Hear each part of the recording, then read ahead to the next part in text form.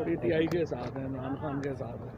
अच्छा, अब देखना ये है कि ये इनको समझने में कितनी देर लगती है। बाकी तो वो कहते हैं ना, पत्ता पत्ता बूटा बूटा हाल हमारा जाने है, जाने ना जाने गुल ना जाने बाग तो सारा जाने है। अच्छा चौधरी साहब, इससे कबल एक जज की ऑडियो लीक हुई थी, उस वक्त एक्शन लिया गया था। आज भी जजेस पे जो एतराज़ ऑडियो है लीक तो कर रहे हैं पहले तो उन पे एक्शन होना चाहिए। जब उन पे एक्शन होगा फिर देखेंगे इनके बाकियों को। ऑडियो कौन लीक कर रहा है वैसे, आप बताएं? आपकी तो दोस्ती है बड़ी। हमारी तो क्या दोस्तियाँ होंगी, लेकिन वही आज खुल के बता दो सर जिनके बारे कौन में बेचता है ऑडियो को। सर मैं कह रहा हूँ, इमरान खान साहब ने इंटरव्यू में जिनके बारे में कहा था कि नहीं, ऑडियो के कौन बेचता है ये, और हर ऑडियो रीदा और वकार सत्ती को क्यों आती है, ये भी बड़ी सोचने वाली बात है। वैसे खान साहब क्यों इसके हक में थे? हमें तो पता है, आपको नहीं पता? बताएं आप, अब ये बताया ना, इसका दोस्ती है, बताएं। फवाद चौधरी साहब, सुप्रीम कोर्ट के जस्टिस अतर मंदुल्लाह साहब ने एक सवाल उठाया है, पंजाब और केपी असम्बली क्या वो आइनी तौर पर तहलील हुई नहीं? अगर सुप्रीम कोर्ट कह देती है कि असम्बलियाँ दोबारा बहाल की जाएँ तो क्या पाकिस्तान तहरीक इंसाफ वापस असम्बली में जाएगी? लेकिन ये बात यह है कि पहले तो खैर मुझे लगता है कि इसके लिए तो आइन को ख़त्म करना पड़ेगा, क्योंकि अगर आप असम्बलियाँ बहाल करते हैं तो स्पीकर के पास चीफ मिनिस्टर फिर तोड़ देगा। तो इसका वाहिद हाल फिर यही है कि आप आइन का यह आर्टिकल जो चीफ मिनिस्टर है तो उसके पास इख्तियार है असम्बली तोड़ने का, उसको आपको कालअदम करार देना पड़ेगा। उसके अलावा तो आप नहीं बहाल कर सकते। और ये तो 186 MPs ने ये जानते हुए कि असम्बलियाँ तोड़ी जा रही हैं ये वोट दिया। इससे ज़्यादा डेमोक्रेटिक फ़ैसला, इससे ज़्यादा जमहूरी फ़ैसला तो मुमकिन ही नहीं था।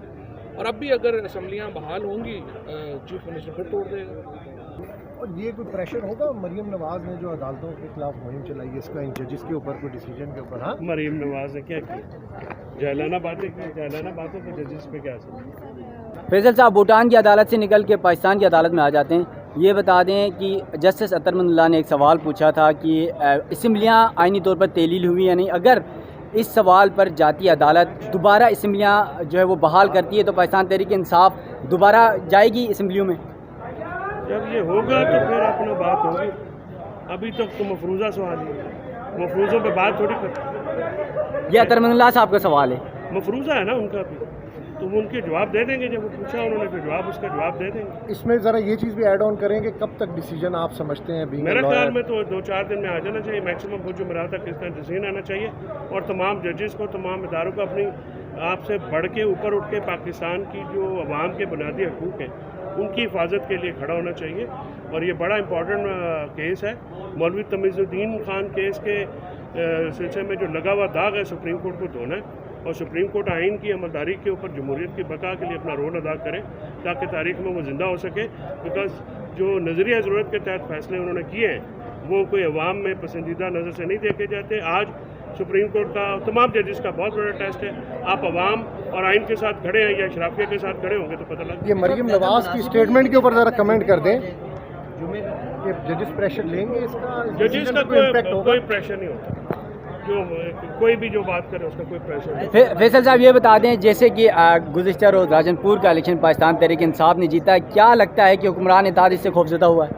अब वहाँ पे जो राजनपुर में इलेक्शन से पहले हुआ, लोगों की फसलें जला दी गई, जिसे PTI का जलसा कराया उसको उठा के उसको हरासा किया गया, लातादाद वाक़े रिपोर्ट हुए।